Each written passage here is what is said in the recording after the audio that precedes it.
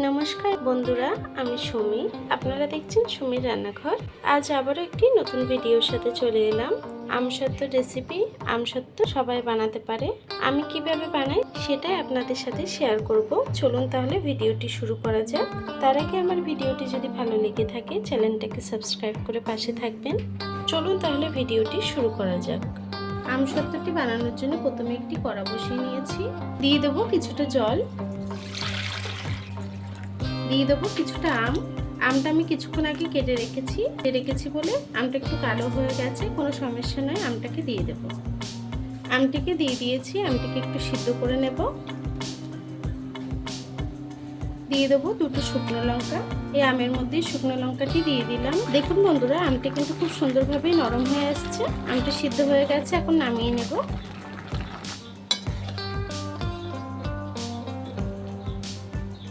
আমটি ঠান্ডা হয়ে গেছে, একটি মিক্সিং জার নিয়ে নিয়েছি।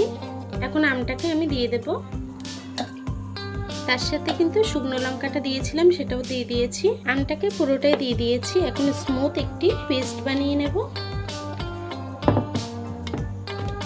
দেখুন আমটাকে কিন্তু খুব সুন্দরভাবে স্মুথ করে পেস্ট করে নিয়েছি। এখন এটাকে ছেঁকে নেব।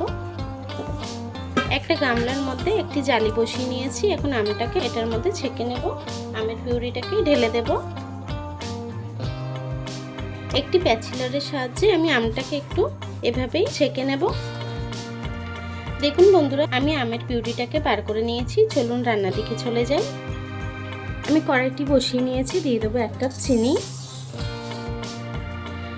দেখুন চিনিটা কিন্তু গলতে শুরু করেছে। চিনিটা কিন্তু খুব সুন্দর একটি কালার আসছে। পুরো চিনিটা যতক্ষণ না গলে যাচ্ছে আমি রান্না করে নেব। চিনিটা কিন্তু গলে এসছে আর চিনির কালারটাও খুব সুন্দর চলে এসছে। এখন আমি আমটাকে দিয়ে দেব। বেশি জাল দিলে কিন্তু চিনিটা পুড়ে আসবে, তিতো হয়ে যাবে। আমটাকে দিয়ে দেব। এখন আমের পিউরিটাকে দিয়ে চিনির সাথে সুন্দর করে মিশিয়ে নেব। দেখুন বন্ধুরা, আমি এভাবেই অনবরত নেড়ে 2-5 মিনিট রান্না করে নিয়েছি। এখন দিয়ে দেবো নুন। আমি 2 চা চামচ নুন দিয়ে দেব। 2 চা চামচ বিট নুন দিয়ে দিলাম। ফুটছে, এভাবে নাড়তে হবে, নেড়ে চেড়ে রান্না করে নিতে হবে। আমি নুনটাকে দিয়েও আরও 2-5 মিনিট রান্না করে নেব। দেখুন বন্ধুরা, আমি আরও 2-5 মিনিট রান্না করে নিয়েছি। এখন গ্যাসটাকে বন্ধ করে দেব, দিয়ে এটাকে একটু ঠান্ডা হতে দেব। এদিকে আমি থালাটাকে রেডি করে নেব। আমি এখন স্টিলের একটি প্লেট নিয়ে নিয়েছি। একটু তেল ব্রাশ করে নেব, একটু সাদা তেল ব্রাশ করে নেব। আমি তেলটা ব্রাশ করে নিয়েছি। এখন আমটাকে দিয়ে নেব থালার মধ্যেই। আমের পিউরিটাকে দিয়ে নিয়েছি। এখন পুরো থালাটা আমি এভাবে ফেলিয়ে দেব। দেখুন বন্ধুরা, প্লেটের সারা সাইডে আমি সুন্দর করে ফেলিয়ে দিয়েছি। এটাকে কিন্তু এখন আমি রোদে দিয়ে নেব।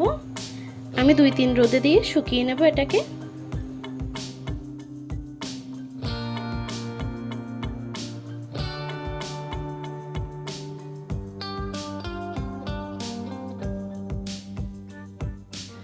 দেখুন বন্ধুরা, আমার আমসত্ত্বটি কিন্তু রেডি হয়ে গেছে। আমি উল্টে দিয়েও শুকিয়ে নিয়েছি। দেখুন খুব সুন্দরভাবে শুকিয়ে গেছে। এখন আমি এটাকে কেটে নেব।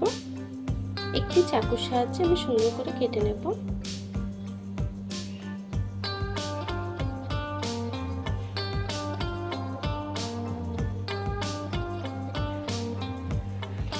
আপনারা যে কোনো শেপ দিয়ে কাটতে পারেন।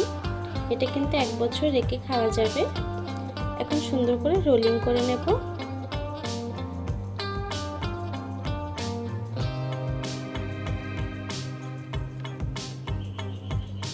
দেখুন খুব সুন্দরভাবেই কিন্তু উঠে গেছে। এভাবে আমি সবটিকে বানিয়ে নেব।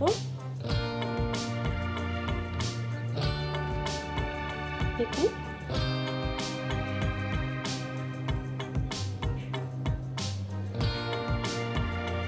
দেখুন বন্ধুরা, আমার আমসত্ত্বটি কিন্তু রেডি হয়ে গেছে। কত সুন্দর লাগছে দেখুন। এভাবেই কিন্তু টিফিন বক্সে ভরে আপনারা 1 বছর স্টোর করতে পারেন। আমার এই ভিডিওটি কেমন হয়েছে কমেন্ট বক্সে জানাতে ভুলবেন না। ভিডিওটি যদি ভালো লেগে থাকে চ্যানেলটাকে সাবস্ক্রাইব করে পাশে থাকবেন।